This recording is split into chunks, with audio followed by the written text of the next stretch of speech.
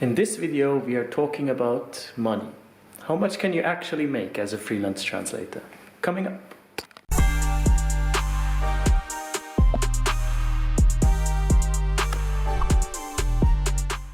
Hello and welcome back to the Freelanceverse. In this week's video, we're going to address a huge talking point when it comes to freelancing, which is money, of course. It makes sense that this topic comes up over and over again because in the end, this is a job, even though we try to do what we love, but you need to make money to support yourself. So obviously before I started, I would look up online on YouTube and on Google, how much can you make as a freelance translator?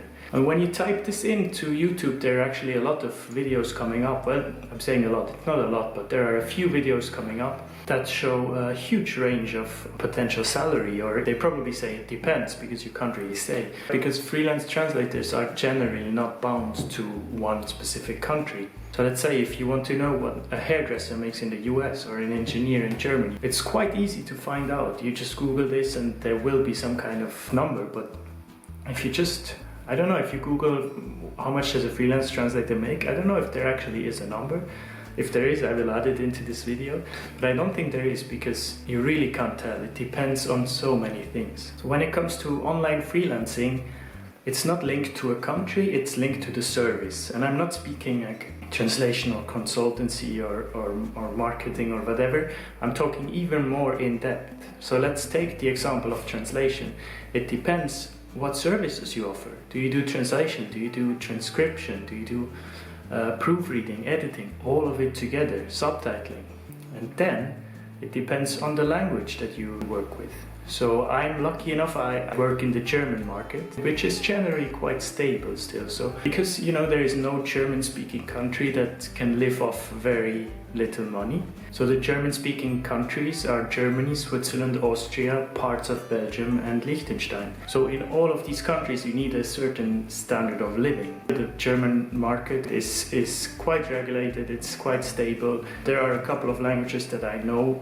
For example, Japanese is quite high in price because the demand is there, But then I know of other languages such as Spanish or French, which are spoken all over the world basically in different countries where the cost of living is quite low. And if you offer English language services, that's even multiplied by 10. Like I can't even imagine competing with literally the entire world because there are so many people who offer English translations who are not native English. Now in the German market it's not so frequent because there's enough offer of English translators who know German. When it comes to a bit more exotic languages or languages that are not spoken by that many people, it's quite common practice that translators also translate into English. Another factor that will have a significant effect on your earnings are your clients. So do you work for agencies or do you work for direct clients?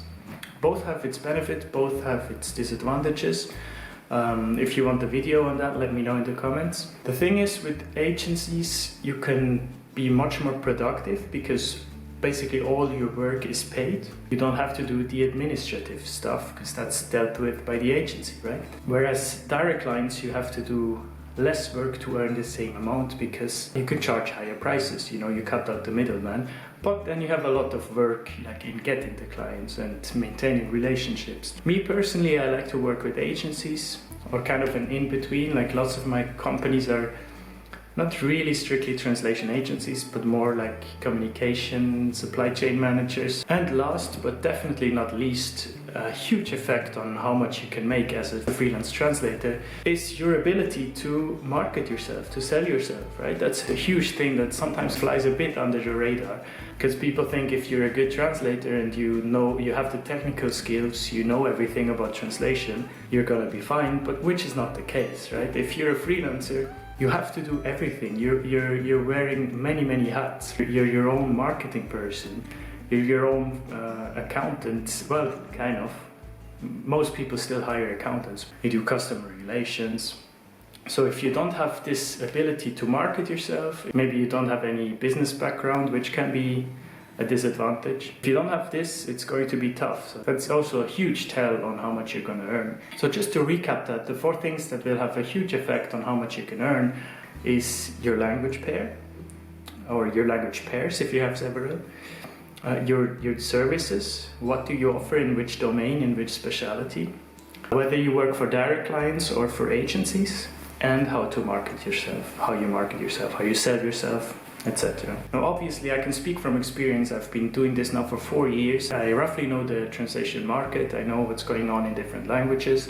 Not so much, so I know the most about the German market, of course, but I'm quite active in Facebook groups, on Probst.com. You know, I see other people complain, and I'm very interested in the whole industry. Obviously, I'm not going to tell you exactly how much I earn, because that's just personal. Like, I don't want to tell that to the world, but I can speak, you know, in rough estimates, of course. That's why you're here, right? There's nothing worse than titling a video a certain way and then not actually talking about it.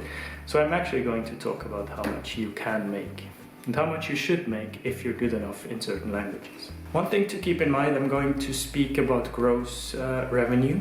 So the taxes and social securities in certain countries, such as mine here in Belgium, can be very brutal. So you have to be smart when you do your pricing, right? So pricing is another video I can do, because that's a whole other topic. Financial success is always relative, right? For some people, earning 2,000 euros or dollars a month is considered success, and it's always relative. You have to see, when I first started, if you watched my first video, I mentioned this briefly. When I finished my master's, I worked for about 50% on my translation business, and I would make roughly 1,500 euros a month. And I was over the moon. This was great, you know. I could pay actually for my rent and groceries, etc. But I was not doing it full time. There was no pressure to actually financially succeed. So 1,500 in this place where I live, and in my kind of expectations, it's not enough, right? It's a good amount, but it's not enough. Especially when you do it officially, when you're registered, roughly 50% just goes to taxes and social security and insurance. But at that point, it was great. At that point, I felt very accomplished. I felt like I succeeded. So I don't want to make anyone feel bad with this video. Whatever you want to achieve is good at this point. And then, as a freelancer, there's never a limit to the top, right? You can always go higher. So don't feel disencouraged when you don't earn as much as other people. I know it's hard. That's actually a big issue for me. I always try to compare myself. Just do your own thing, and if you trust your guts, you're gonna succeed. So growing up in Switzerland, I always had this image in my mind of 5,000 Swiss francs, which now is roughly 4,800 euros, 4,700 euros. I don't know exactly the dollar exchange rate, so I'm just gonna pop it here. I don't know, this was always my end goal when I started, right? I just wanted to have a salary with which I could also live in Switzerland if I decide to go back, right? Now I also have to say, like, I don't have any children. I currently don't have a car because I live in the city, so I don't need a car. And I live in a flat. I'm more or less healthy and I have good health insurance. So I'm in a good position. I don't have any debt. I know that in certain parts of the world, student debts can be damaging, which here is luckily not the case. So let's get into actual numbers. In Germany, translations are usually charged per word, per source word. And in Switzerland, it's usually per line. And the line is considered 7 words. And what I've noticed is the benchmark for German translations, which is also for me a benchmark. I'm never going under 10 cents per source word.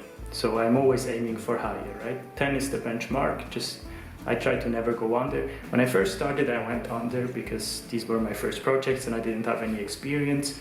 But once you establish kind of a client base and you know your worth and you know you're good at it, you need to be good and you need to trust yourself so you can actually charge more. There is a list on Probst.com that shows you kind of the average source word price per language. I'm going to show a couple of the biggest languages here now. So you can compare it a bit. So I'm saying I'm a translator, but I actually do around maybe 30% translation at the moment. The rest is proofreading, editing, subtitling. I do a lot of subtitles of advertisements or short films. And all of these things, for me, it makes the most sense to charge per hour.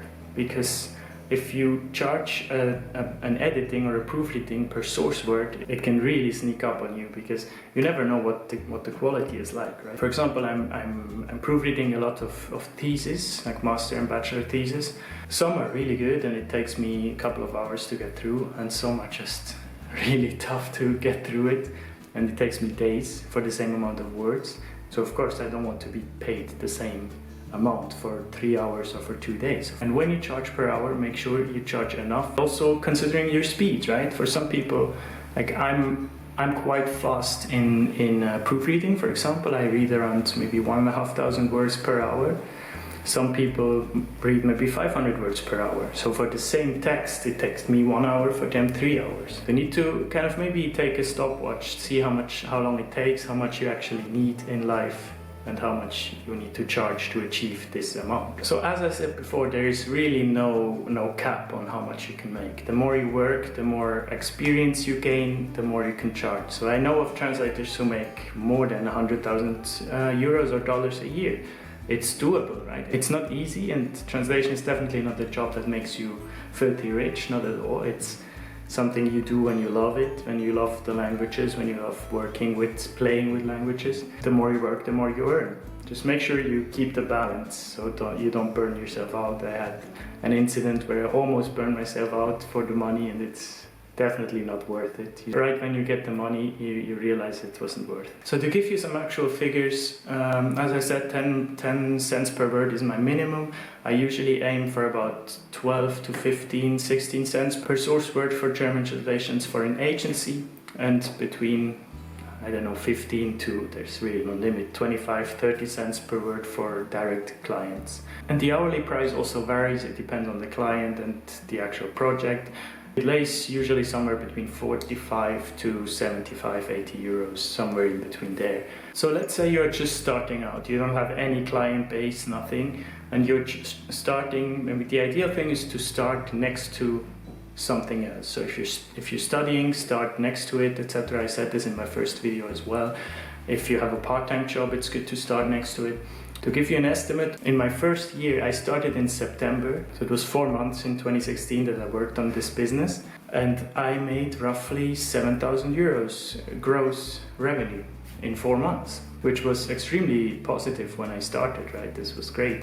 But of course now in 4 months that wouldn't be enough, because that would translate to what, 1,800 euros a month? Yeah, something like that. So judging from my experience, if you keep this up, you can expect to make around between 1,500 to 2,000 euros a month, maybe in your first year. And then you can scale it every year. So since then, my revenue has grown every year, considerably in the second year, because I went from zero experience to experience that I can actually make count for myself, right? People trust you if you're good at it. You can show them what you've done. And for me, it was quite beneficial in the second year.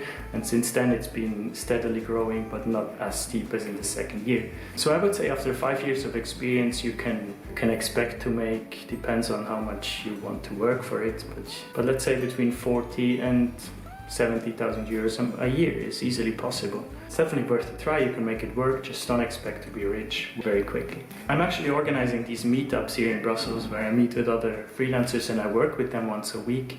And just from getting to know people and their stories, you know, a lot of these people that come there, they are right at the beginning, right? On one hand, it's very positive to see the motivation.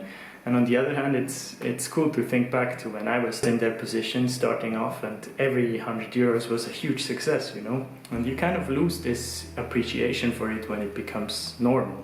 So I really want you to be aware of that when you start. And starting is way, way harder than scaling. Starting is way harder than scaling. So if you, in your first year, almost don't make any money, that's okay. That doesn't mean you're a failure or in any way, not at all.